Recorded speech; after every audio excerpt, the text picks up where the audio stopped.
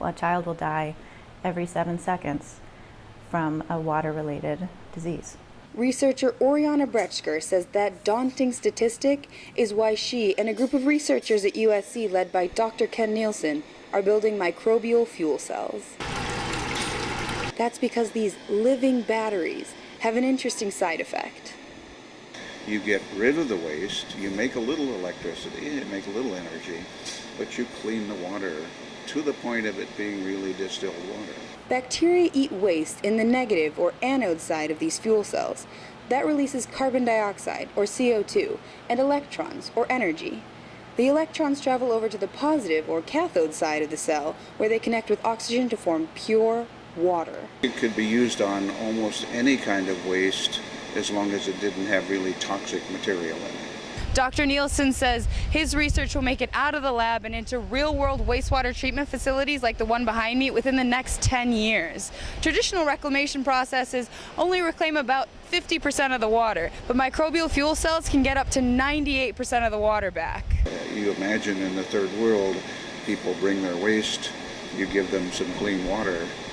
They didn't dump their waste in the river, they're drinking water that's safe to drink.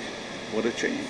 A change researchers believe could save lives in the developing world, and right here in the U.S. Wastewater treatment is something that you don't think about very often. It's not a real sexy topic, but it is absolutely critical. Microbial fuel cells have existed for decades.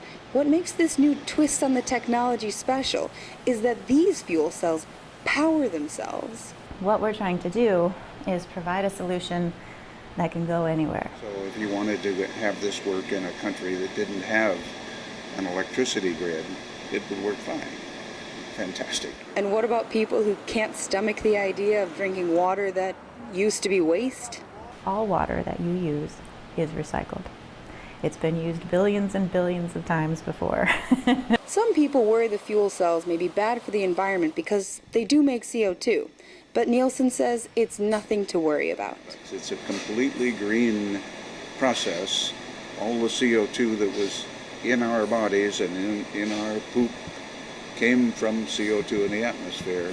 And at the end of this process, it all went back.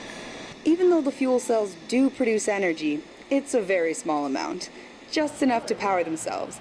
So researchers say don't expect to see poop-powered cars anytime soon. Faith Miller, ATVN.